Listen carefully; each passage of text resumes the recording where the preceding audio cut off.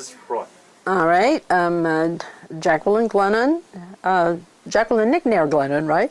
I was born August 30th, 1931 in Eagle Lake, Maine, at home. And I guess I was a nice roly-poly baby who was very healthy. Now, where were you in the alignment of the clan?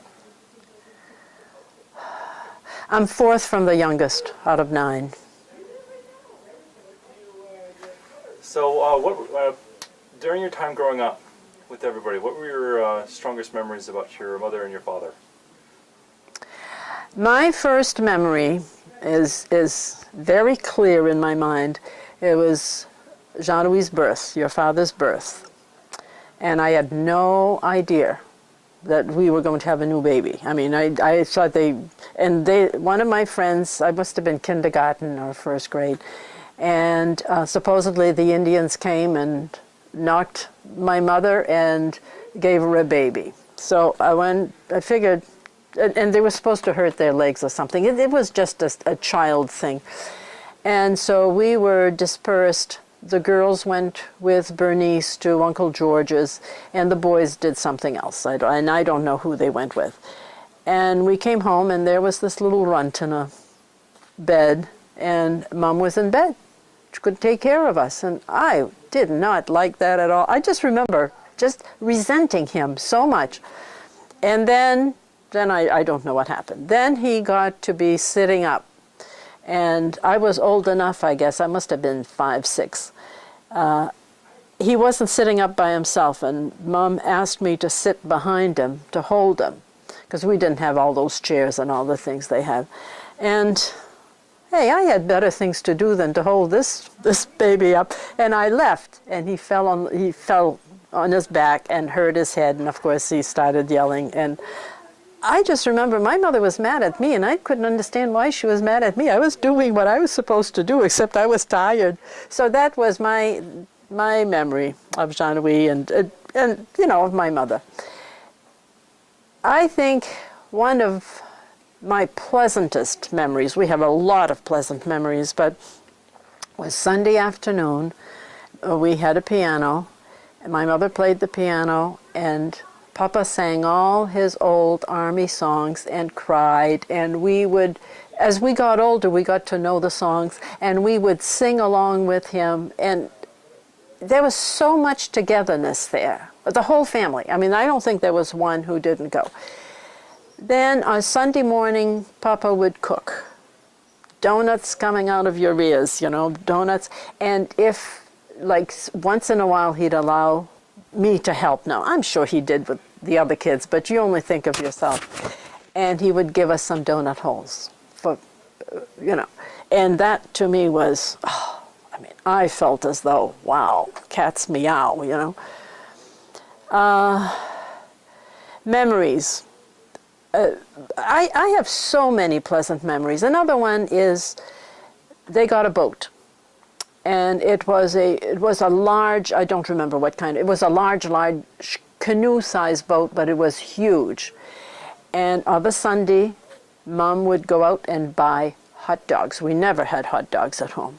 And she would buy hot dogs, that's all I remember. And that was so terrific. And we'd pile in, they'd do 2 trips across the lake because there were so many of us. And we'd go there and we'd swim, well, none of us could swim, but we would soak in the water anyway, and have ourselves a great time, then we'd come home. Another one. We were saying, Jean and I on the way up here, how self-sufficient, in a small way, how self-sufficient our big family was with 9 children. We had a cow and a pig most of the time. We had enough chickens to serve us eggs and chicken and but one of the things we did was they would milk the cow and save the cream for butter. And once in a while they would save some cream, and we had a hand-cranked ice cream maker.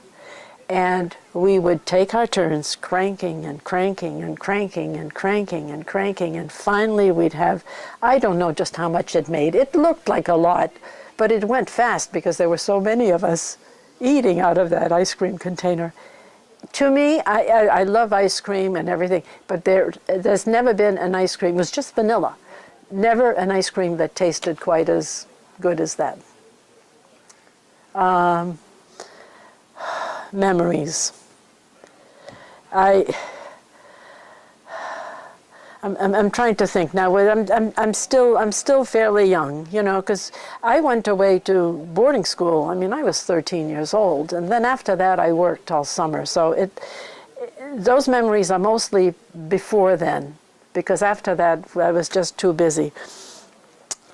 Before you went to school away from home, can you tell us what Dirigo School was like? And you did a proclamation on a Memorial Day at the cemetery once. I remember that. Oh, no, that's sad. I don't think I want to... Oh, really? Yeah, because Armin wanted to do that. It was a toss-up between...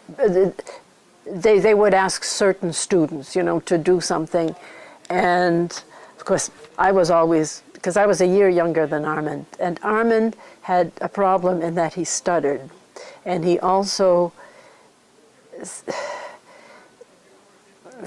I find it very hard, I mean, when I say that, but I think sometimes he didn't feel quite up to where we were. Like, I was a very good student. He was good technically. He was very, very good technically, but when it came to the, you know, English and writing and that kind of stuff, he was good in math and science, and of course, I was a good student, and then so was Leopold. And then Mary Paul was the perfect student. She never did anything wrong. I mean, she would never. I mean, she was like this, you know. So, and here was poor Armin, and he had a hard time. So he wanted to do the proclamation. And of course, I wanted to do the proclamation, you know. I mean, I know I'm very good. I always knew I was very good. So, and I got it. And to this day, it haunts me. Why couldn't I let him take the lead? And it's too late. And I've never been able to tell him that. I don't know why, but, well, I really didn't see him that much because then he went away to the service and whatnot. But that is one of my regrets growing up, that I could never tell him. Tell us something positive. Grammar school. Oh, grammar school. Oh, heavens. I'll tell you a funny story. My mother taught me in 7th grade. Now, 7th grade is kind of a funny grade, right? I mean, you're 12, 13 years old. Bernice is getting married, okay? And she's dating Pat. And my aim in life was to look like Bernice, because she would trim herself and curly hair, and of course I had long pigtails and hated to take a bath, and I was a mess. But she looked very pretty, and she had these cute little dresses, and she had little boobies, and oh my heavens, I thought, oh, will I ever get those? You know, I couldn't wait to do that. So we're in 7th grade, and the boys are looking at the girls, and of course the girls are looking at the boys, and we're passing notes, and remember Jules Saucier? Jean-Louis remembers Jules Saucier. This was a family that had more problems than Carter's as little liver pills, but he was artistic, and I've always been looking to people who are artistic. He could draw, and we would send notes back and forth.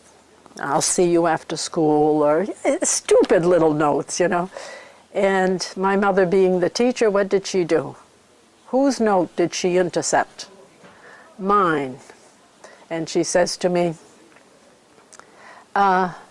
Jacqueline. She didn't call me Jack or Jackie or like at home, you know, Jacqueline, Jacqueline. Come to the front of the class. It must be very important. Would you please read? I hear you sent a note. Would you please read the note so that the whole class can hear you? Well. Can you imagine what it was like when we went home that afternoon? I wouldn't talk to her. I was so livid. I gave her a run for her money, but you know, that was a very difficult, but I still think she was one of my best teachers. She was Very, very good. And Normand Albert and I were the two students who probably were, you know, the best students at that particular time. And so she had me come out second and then she took me aside when we got home and she said, you know, I couldn't have you come first because you're my daughter. And you're old enough now to appreciate that. Well, what kind of a mother are you? And you're lying and this. Oh, I accused her of all kinds of things. So she forgave me right away. So, but also, she, at the end of the school year, she had us make some ice cream out of our famous, the whole class got together and made some ice cream, and we had ice cream. And it was the only class that did something special like that for the last day of school. So she redeemed herself. I liked her after that. But I never would have wanted anyone to be taught by their mother. I think that is, but there was no choice. There was only one 7th grade. I'm going to tell you a terrible story. We like terrible stories. You like terrible stories? Well, we didn't have much money, you know, and I mean, we went away to school, and it sounds as though we had a lot of money. But we worked all summer to pay for either our clothes or part of our tuition or whatnot. And I won't go through my high school because those were horrible years. But I was, they were. What made them horrible? They were the unhappiest time of my life. My junior and senior year were the unhappiest times of my life. Really? I cry inside all the time. We went to boarding school, Ave Maria, freshman and sophomore year, and I didn't like it because it was French, and they called me the Canada Peppermint because I could not speak the English too well, but I couldn't speak the French either, so I was in trouble. But I had good friends. I had the best of friends. At the end of my sophomore year, they closed down the high school. We were 18 students in the whole high school, and financially they couldn't do it. And Mary Paul had graduated, and she was thinking of going into the convent, which made me hate nuns horribly. Because, I mean, here, I was losing a sister, and I was losing a school, and my mother didn't know where to send us. And I wanted to go to Fort Kent High because there were boys there.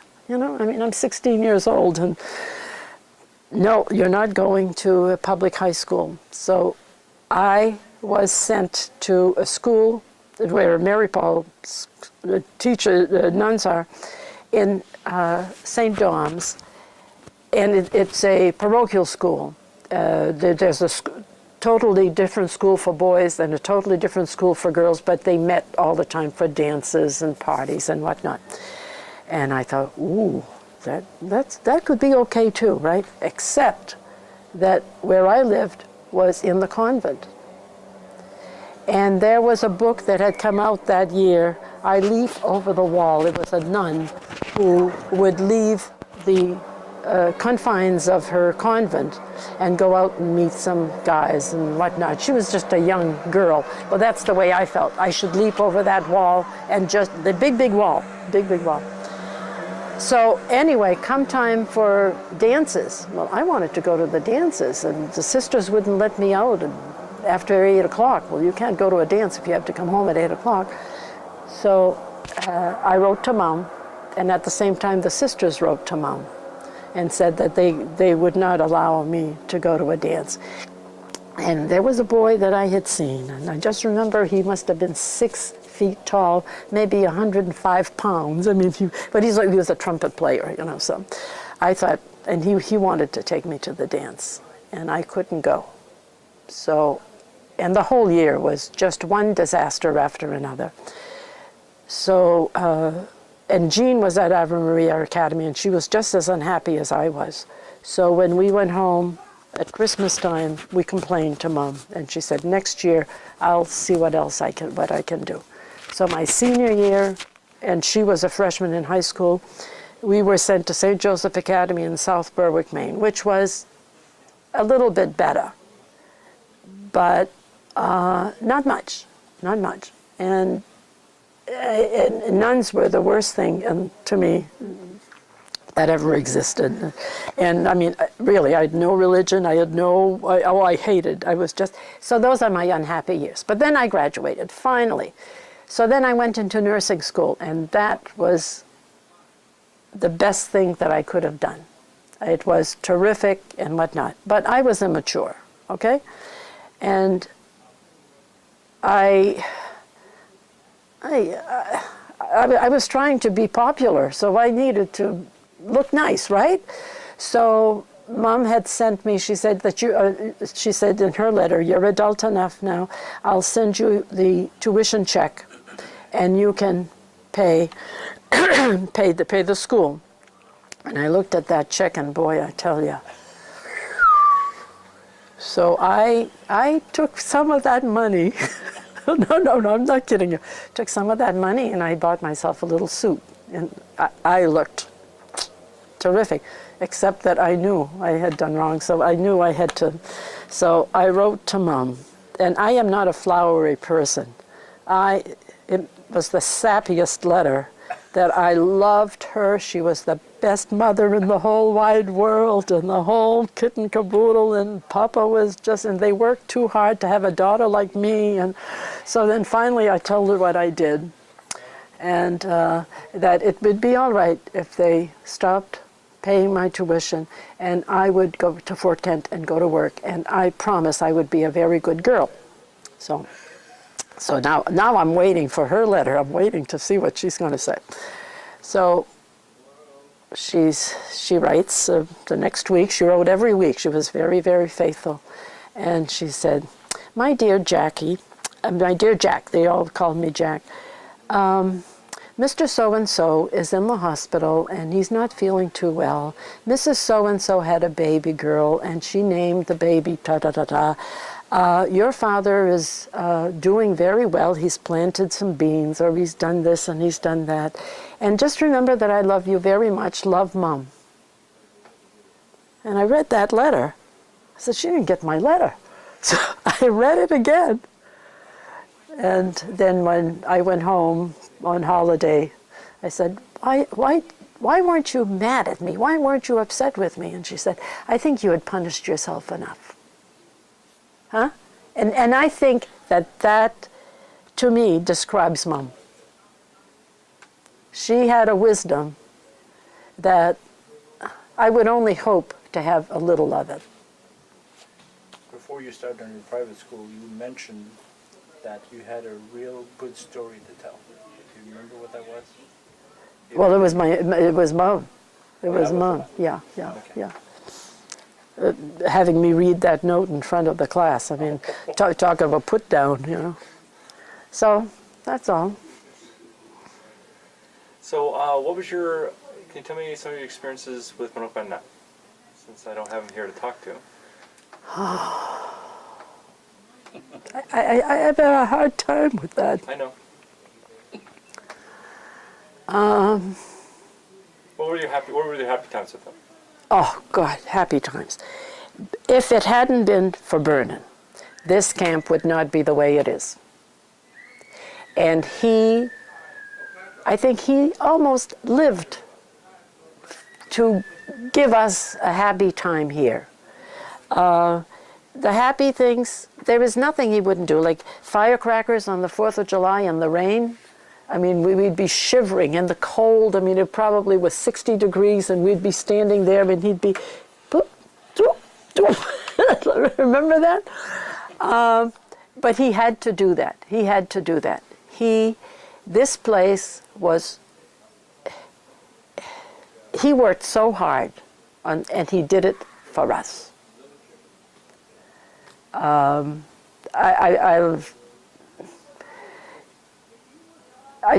think the rest of the family will agree. If it hadn't been for him, this place would never have been the way it was. He was very, very good to me when Mom was dying, because I was having babies like crazy, and he was in southern Maine. And when he would come up, he would call me to see if I wanted to go up. And of course I had to bring my babies. And I would bring my babies, they would throw up all over his car, they would mess up, we'd have to stop, every 2 hours to change a diaper and whatnot, and he never complained. And I would come up. We didn't do it too often because I couldn't. But, and then of course we'd stay at Mom and Dad's. And I feel as though I imposed on him. But I think he wanted to do that. He wanted to do that. Also, he would, at Christmas time, and I'm sure your family went through that. One nice memory I have of him, and this was way, way, way back, when Bernice had all kinds of little kids. I don't remember, I think Paul was probably the youngest, but she had a bunch of 4 or 5 little kids, and the house burned down. And she was living in an apartment. And life was hard. Life was very, very hard. And it came Christmas, and I had just graduated from nursing school. So I had a little bit of cash for the first time in my life. Vernon had just been ordained, and he had a little cash. And we decided, this is it. Our cash is not going anyplace else but for Bernice. Vernon was crazier than I was. No. I had to stop him because he was ready to buy the world. So, and we had catalogs. He would receive almost like, what's that store merchandise? Service merchandise, catalogs like that. And we didn't have stores to go to. So the two of us would sit there and say, okay, this bike for Paul, this bike for this one, this doll for that one, this doll for that one. This for Bernice, this for... I will never have a Christmas like that again. This was, and I thought it'd be hard for Pat and Bern to accept this, but they couldn't do it. And their children were so excited, and they still remember that Christmas. And it probably wasn't what they wanted, but it didn't matter. And every time I give something to, like at Christmas time, we have, all kinds of organizations that need something. And I say, I hope those children feel like Bernice's children did. Just to watch those children, just so excited. So anyway, my best Christmas. So. I heard he was a bit of a teaser, just like Leopold. Oh, Vernon was, but oh yeah, What kind of pranks did he pull on you? No, it's Leopold that pulled all the pranks on me, let me tell you. Well, what kind of pranks did he pull on you then? Well, what? You gotta tell the one story he chased you with a pan of... Oh, yes, yeah. Growing up, I had a hard time with the house. I mean, I didn't like... I never remember cooking growing up. But I had to do dishes, and boy, to get out of the dishes, I would do anything. And the 4 younger ones are like a different family. Me, Leopold, Jean, and Jean-Louis. Don't you think so? I mean, it's like the family, because we were together a lot, and I think we were very close. And Leopold and I are very close in age. We're just 13 months apart. And we always got along pretty well, except he was a awful tease. He would turn around and do the worst things. And we were doing the dishes, and there's a schoolyard right next door to us, which gave us open range. I mean, it was like a backyard for us. And I got so mad at him for some reason or other, and I had a pan of water, and I was going to douse him with it, and I was running after him, and then he turns around and goes and I end up soaked, and I am so mad. I want to kill him. Oh no, but he was always doing that. Vernon was not quite as bad, not with me anyway, but anyway, Vernon, another thing. Vernon was used to he had a housekeeper, Vi. And Vi was the housekeeper, as far as I'm concerned, par excellence. I mean, she cooked. She was a good cook. She would cook everything from scratch. She would, her cakes were all from scratch, no boxes for her. She would, you know, go pick strawberries and not a pint. She would pick a lot of strawberries. She would make birthday cakes for all the kids and whatnot. And so she passed away, and we were over here, and he said, "What are we having for dinner?" And I said, I'm having baked beans." He said, "Oh, good, good, good. I haven't had baked beans in a long, long time." So I'm in the kitchen opening a can of beans, and he looked at me. And then, but I do this at home all the time. I mean, I put maple syrup in it, and I put some onions in it, and I let it simmer for a while, and they're very good. He said, "You're not making them from scratch?" I said, "I have never made beans from scratch." And so he was so disappointed. He was so disappointed in me because he wanted me to be like Vi, which I am not like Vi. I'm like Jackie. So anyway, Vernon. I got very close to Vernon, and I got even closer to him when he was sick. When he was sick, yes, that's when I felt as though I could do for him.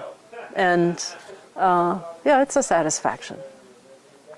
I have his rosary, and whenever I say the rosary, I fill up, and then I say, why should I fill up? He's the one that's happy up there. I mean, help us muddle through this, will you? I mean, which is what we're doing. We're all muddling through life. And that helps me when I beg him to help me muddle. That's my... yeah, and I think we all got close. I think when we go through something like this, you have to. Because I mean, we were always on the phone saying, you know, who's doing what and what was happening with him and all this stuff. So, and I had the time. That it happened at a period in my life when we were retired, and I had the time to do that. So. Nursing school and your teaching. Nursing school were good days, good years for me. Good years. I mean, I was coming into my own. Up until then, I always felt like an ugly duckling. I was not secure with myself. I really wasn't. And then in nursing school, I was doing something that I felt was good for me. That was very good for me, and I knew that once I got that RN degree, I could go on from there, because then I could be on my own, because I'd never earned enough money being a nurse's aide in Eagle Lake to do much of anything. So I enjoyed it. I made excellent friends. I had a slew of boyfriends. At one night I had 2 dates. I didn't know which one to cancel.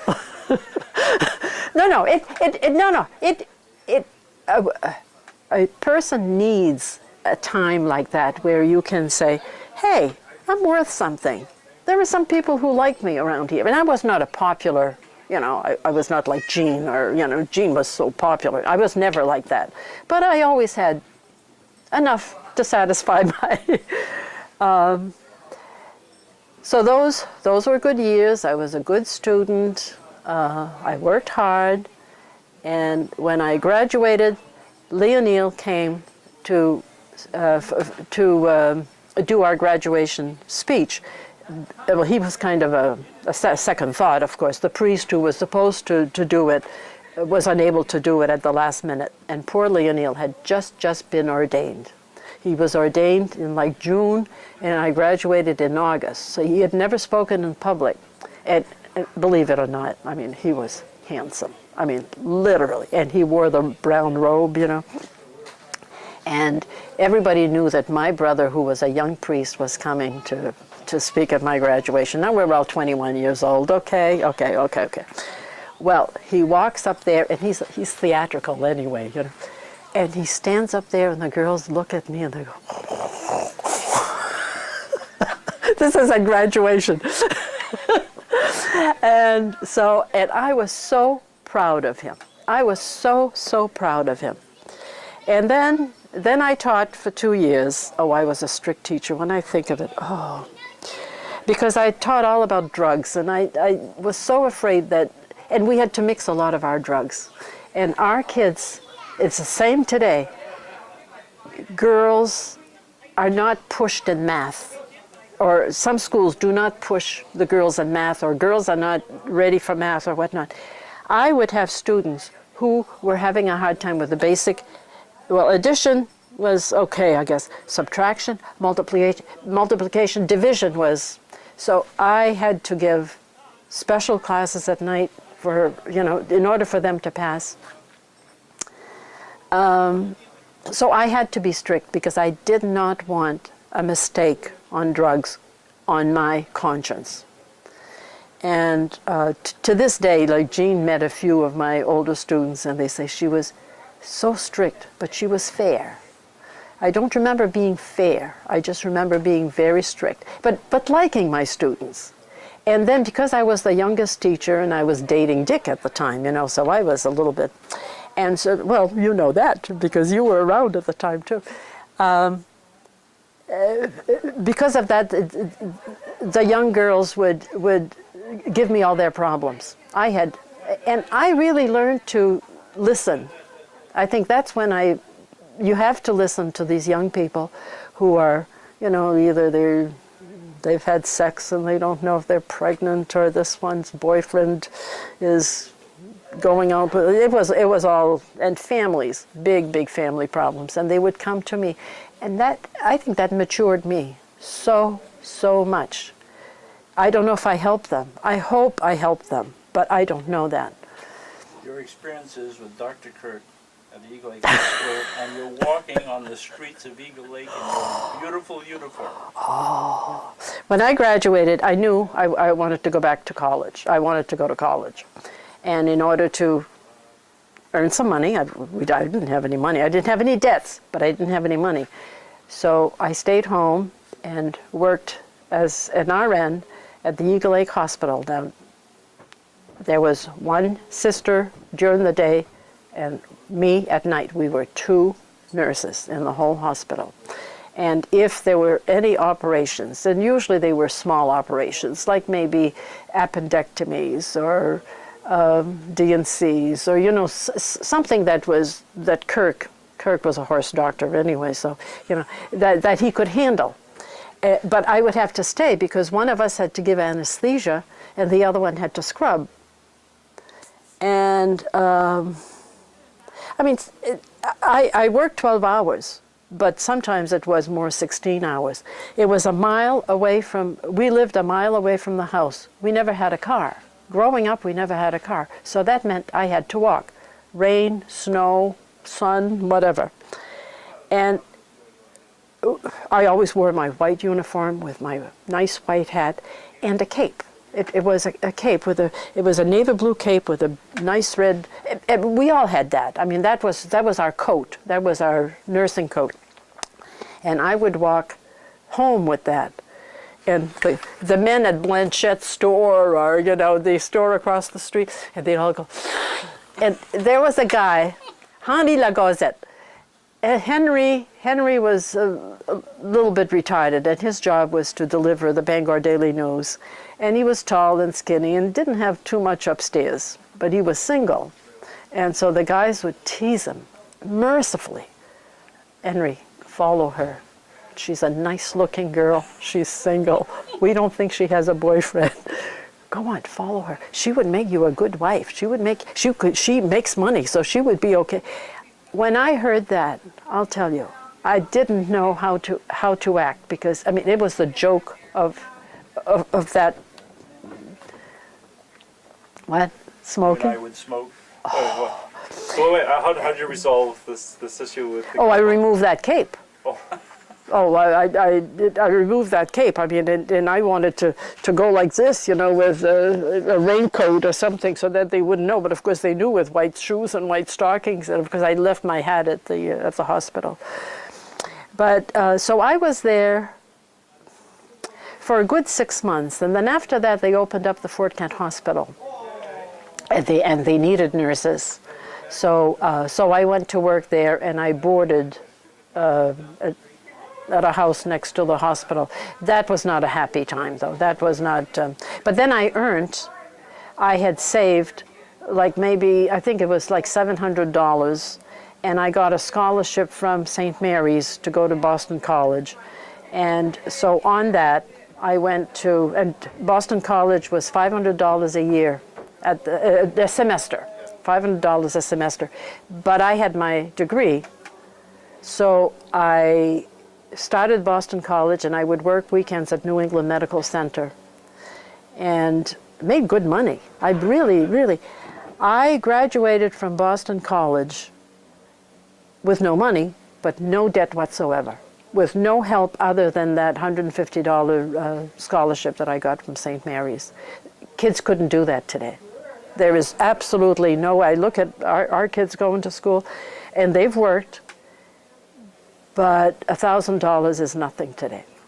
For $1,000, I had tuition for my degree.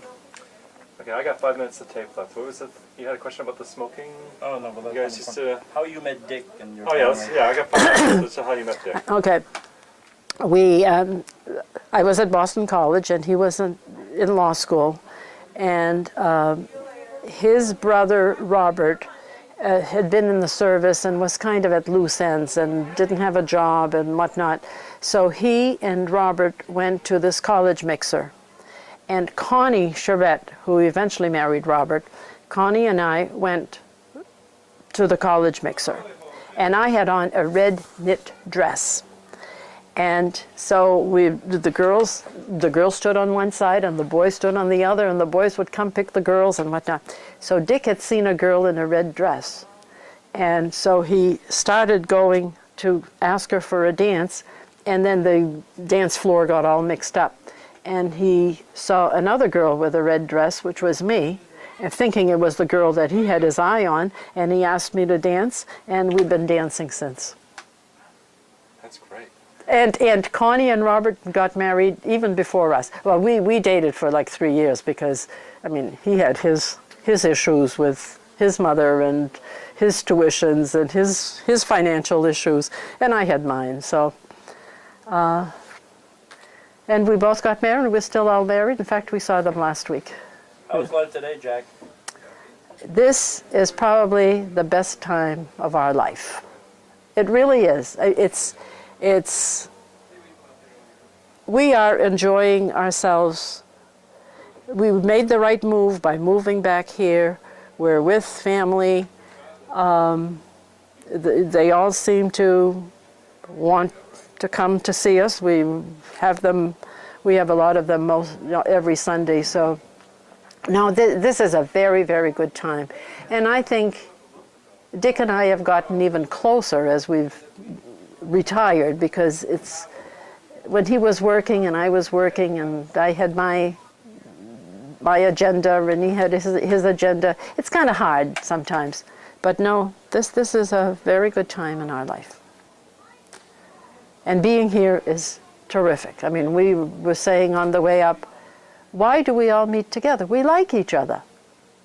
And I mean, I think there's a lot to be said for that, and I'm hoping that our children, our 5 children and their families will feel the same. They may not want to live next door to each other, but if they keep wanting to be together, that is my aim for them. That's what I would like to leave them with. Great. That's it? Thank you, Matal. Did I talk enough? You